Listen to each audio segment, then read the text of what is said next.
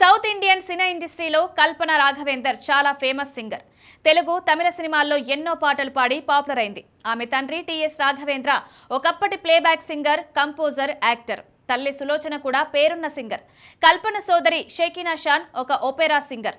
కల్పన 5 ఏళ్ల నుంచే కర్ణాటక సంగీతం నేర్చుకుంది. మధురై టి శ్రీనివాసన్ దగ్గర ట్రైనింగ్ తీసుకుంది.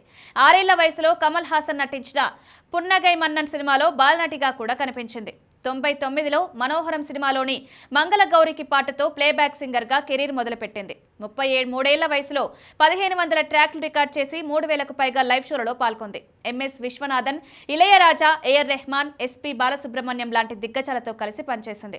2025 మార్చి 2న కల్పన నివాసంలో ఎవరి ఊహించని ఘటన జరిగింది. 2 రోజులుగా ఆమె ఇంటి నుంచి బయటకు రాకపోవడంతో సెక్యూరిటీ సిబ్బందికి అనుమానం వచ్చి ఎన్నిసార్లు కాల్ చేసినా ఆన్సర్ చేయకపోవడంతో పోలీసులకు సమాచారం ఇచ్చారు.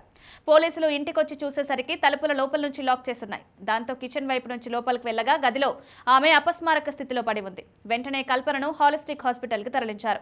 అక్కడి డాక్టర్లు ఆమె స్లీపింగ్ పిల్స్ తీసుకున్నారని తేల్చారు. ఈ ఘటన జరిగినప్పుడు ఆమె భర్త ప్రసాద్ ప్రభాకర్ చెన్నైలో ఉన్నారు. విషయం తెలియగానే హైదరాబాద్కు వచ్చారు. ఎట్టకేలకు ఆమె కోలుకొని ఆరోగ్యంగా ఇంటికి తిరిగి వచ్చింది. స్లీపింగ్ పిల్స్ తీసుకున్నారని తెలియడంతో కల్పన సూసైడ్ చేసుకున్నారనే ప్రచారం సాగింది.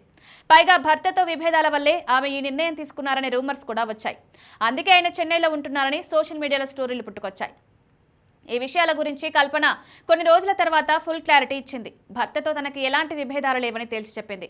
పైగా ఆయన ఎంకరేజ్మెంట్ వల్లే పర్సనల్, ప్రొఫెషనల్ లైఫ్లో ఎంతో ప్రోగ్రెస్ సాధిస్తున్నది. వర్క్ లోడ్ ఎఫెక్ట్తో ఇన్సోమ్నియా సమస్య వచ్చి ట్రీట్మెంట్ తీసుకోవాల్సి వచ్చిందని వెల్లడించింది. డాక్టర్ చెప్పిన మందులను కొంచెం డోస్ ఎక్కువ తీసుకోవడంతో అపస్మారక స్థితిలోకి వెళ్ళినట్లు చెప్పింది. తనను కాపాడుకోవడానికి భర్త చాలా కష్టపడ్డారని చెప్పింది. పర్సనల్గా, ఫ్యామిలీ పరంగా, ప్రొఫెషనల్గా ఎలాంటి ఇబ్బందులు లేవంది. మొత్తంగా తనది సూసైడ్ అటెంప్ట్ కాదని తేల్చి చెప్పింది. పాటలతో పాటు టీవీ షోలలో కూడా ఆమె పాల్గొంటుంది. 2010లో స్టార్ సింగర్ మలయాళం సీజన్ 5 విన్నర్గా నిలిచింది. బిగ్ బాస్ తెలుగు సీజన్ 1లో కూడా పాల్గొనింది. సూపర్ సింగర్ జూనియర్ వంటి షోలకు జడ్జిగా వ్యవహరించింది.